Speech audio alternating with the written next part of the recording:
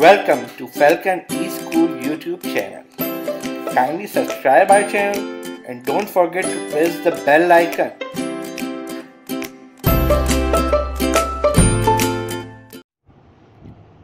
अस्सलाम वालेकुम स्टूडेंट्स, हम अपने पहले चैप्टर के लास्ट टॉपिक पर आते हैं, that is scientific approach in chemistry. The method which helps to collect facts on the basis of observation and experiment is called as scientific method. Scientific method जी ना क्या होता है, वो मेथड होता है जो कि बेसिकली उस मेथड में क्या होता है, उस मेथड में फैक्ट्स कलेक्ट किए जाते हैं.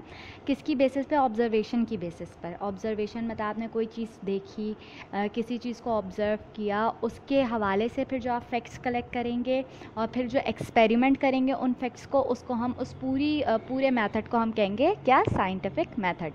अच्छा, theories and laws are then formulated to explain these laws. फिर क्या होता है जनाब कि इसके बाद ये होता है कि जब आप एक्सपेरिमेंट किए जाते हैं इस पर, और जब फैक्ट्स के ऊपर एक्सपेरिमेंट किए जाते हैं उसके बाद जो है थ्योरीज और लॉज दिए जाते हैं. ठीक, आप क्या कहते हैं वो स्टेप्स क्या क्या हैं साइंटिफिक अप्रोच के? ठीक है, पहला स्टेप है आपका ऑब्जर्वेशन, मतलब आप ऑब्ज़र्व करेंगे चीज़ को. उसके बाद आपका दूसरा स्टेप है हाइपोथेसिस, तीसरा स्टेप है थ्योरी एंड फोर्थ स्टेप है साइंटिफिक लॉ. जी अच्छा, अब हम इनको पढ़ेंगे डिटेल में. Observation. The observation are made by the 5 senses of man. जो 5 सेंसेस आपके कौन कौन से होते हैं? Eyes, nose, mouth, skin, ear. ठीक है, ऑब्जर्वेशन इस तरीके से होता है, या आप टच करके या टेस्ट करके या सूंघ कर या देख कर या सुनकर ऑब्ज़र्व करें किसी चीज़ को. Man made equipments are also use for making observation. उसके अलावा ये तो एक आपके नेचुरल जो सेंसेस हो गए जिनसे आपने ऑब्ज़र्व किया. ठीक है, उसके अलावा जो है आपके ऑब्जर्वेशन जो है वो मैन मेड इक्विपमेंट से भी हो सकते हैं. For example microscope. माइक्रोस्कोप से आप टिनी ऑब्जेक्ट्स देख सकते हैं. ठीक है, थर्मोमीटर है, आपकी टेलीस्कोप है जिससे आप फार जो स्पेस में जो ऑब्जेक्ट्स मौजूद हैं, चांद है, स्टार्स है, वो देख सकते हैं. ठीक है, इसी तरीके से बैलेंस होते हैं, फिज़िकल बैलेंसेस होते हैं जिससे आप वेट पता कर सकते हैं. तो ये सारी चीज़ें जो ये टेक्नोलॉजी जैसे जैसे आहिस्ता आहिस्ता सालों में इम्प्रूव होती गई है, तो उससे कि ना सिर्फ ये कि 5 जो सेंसेस थे बल्कि उसके अलावा जो मैन मेड इक्विपमेंट्स हैं उनसे भी आप ऑब्ज़र्व कर सकते हैं चीज़ों को, चीज़ों की फ़िज़िकल अपीयरेंस को, उनके वेट को. ठीक है, ये तमाम चीज़ें आप ना सिर्फ अपने 5 सेंसेस से पता कर सकते हैं बल्कि अपनी मैन मेड इक्विपमेंट से भी पता कर सकते हैं. अच्छा जनाब, फिर क्या होता है? Thus better and more reliable information are given to the scientists who produce better result. Information acquired through careful observation are called as facts.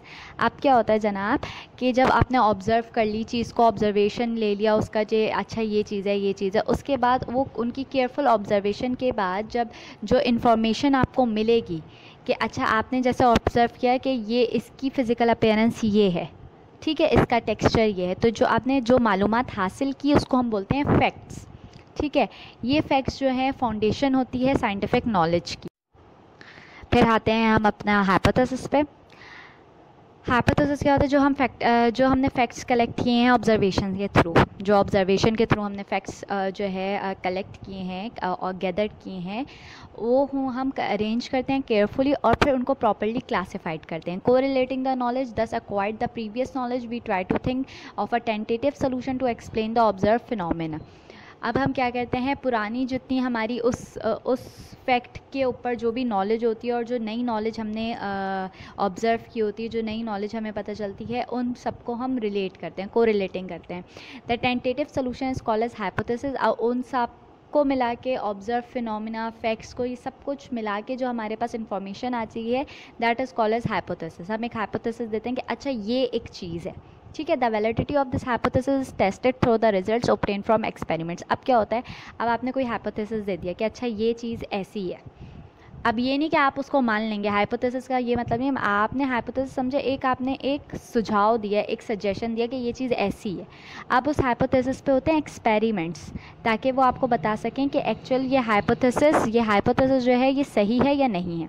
The results are discussed by the scientist and the hypothesis is accepted और rejected. फिर क्या होता है कि ये experiment जो है, इसका जो रिज़ल्ट है वो डिस्कस होता है साइंटिस्ट के बीच में, और उसके बाद फिर वो बताते हैं कि जनाब ये जो आपने हाइपोथेसिस दिया था ये सही था या गलत था.